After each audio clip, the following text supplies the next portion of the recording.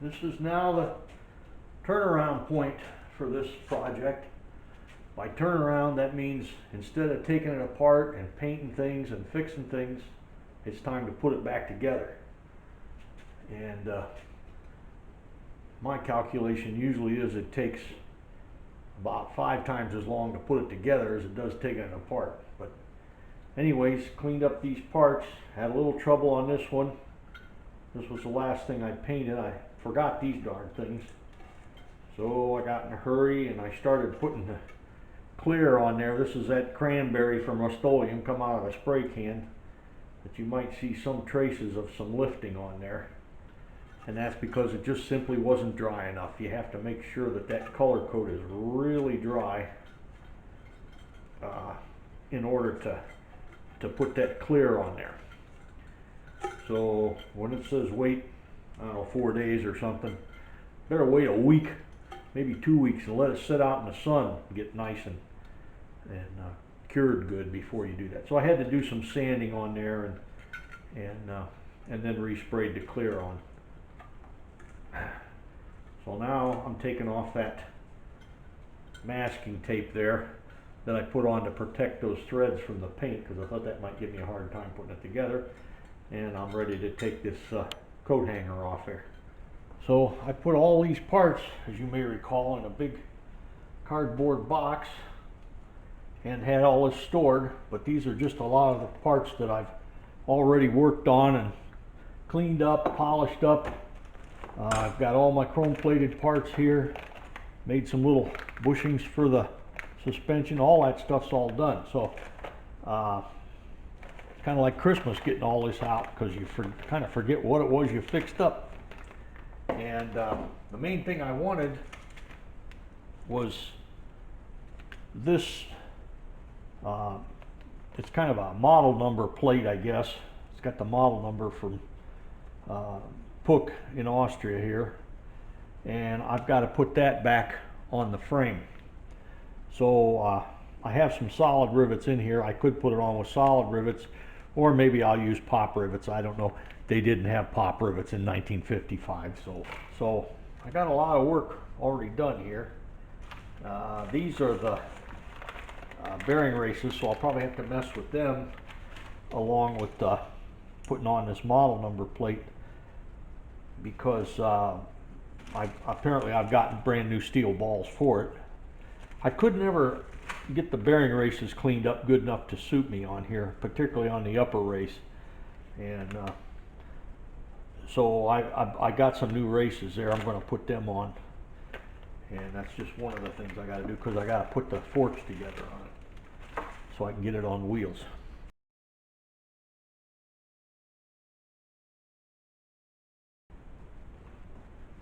Now, one of the things I need to do is going to be to put the swing arm in here and to hold this thing for me upside down while I put the kickstand, and I think there's a brake shaft goes across here, different things I have to put on the bottom of it. I just put a couple of screws in the sawhorse here. I suppose I could have blocked it or even C-clamped it on there with a big C-clamp and some blocks of wood. But I wanted to hold it upside down so I can work on it, try to put all this together. And the other thing that worries me about putting it together is I have to put a speedometer cable through here, and it'll come up out of here somewhere. It goes to the engine. I got to get the speedometer cable and some wires. The wires, I'm not sure where they go. I think maybe they come out here too, out of this same hole. And the wiring harness, I'll have to find that, and that's going to have to be threaded through there also. And those look like they could be problems, but I'll probably fish it through there with a coat hanger wire or something like that.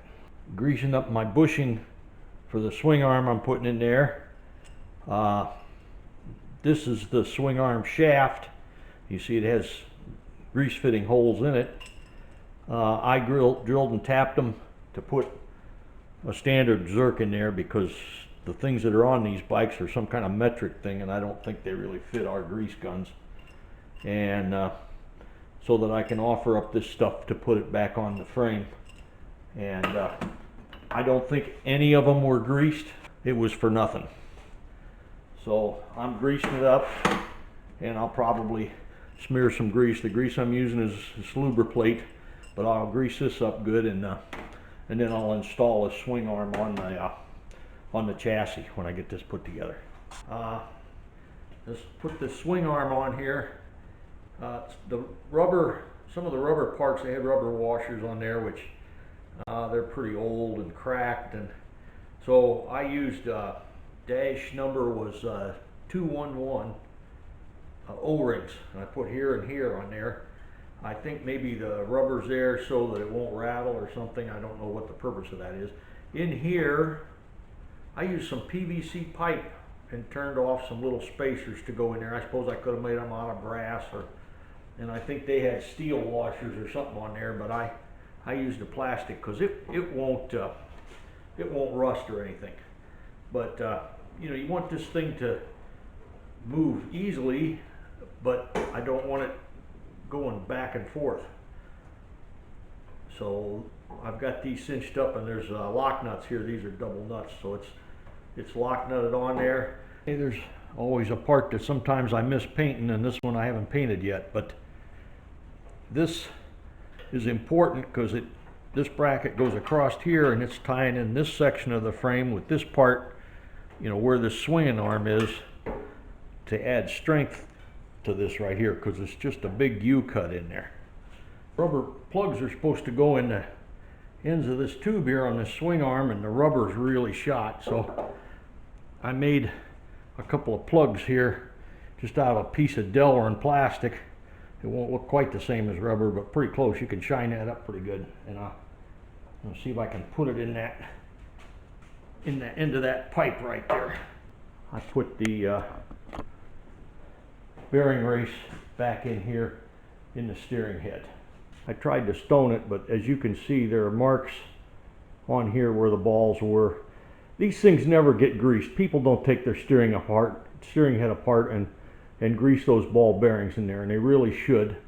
And that was really one of my problems with this, because this thing was never greased. The swing arm shaft here was never greased, nor was this, and there's a Zerk fitting in the end of it.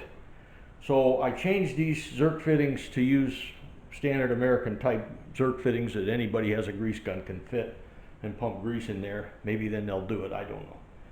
But at least there's a way to grease it. And they were quite elaborate in the grease. There's a hole drilled all the way through this shaft that comes down here and greases the bearing on this side and the Zerk fittings on this side. Both of them were like that. Big, long drilled hole.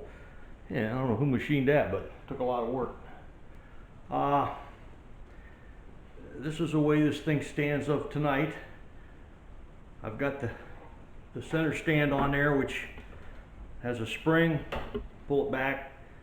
This is just a rubber grommet I put in. There's a hole here, and the manual says there's supposed to be some kind of a rubber stopper in there, probably for this kickstand to hit against, but it appears to be missing, as a lot of rubber parts on here are really worthless.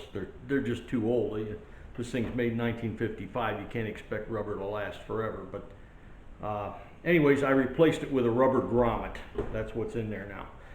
And I'm going to leave the hole in the grommet because it's a way for ventilation in that frame. I don't see this going to hurt anything. So that's it for that.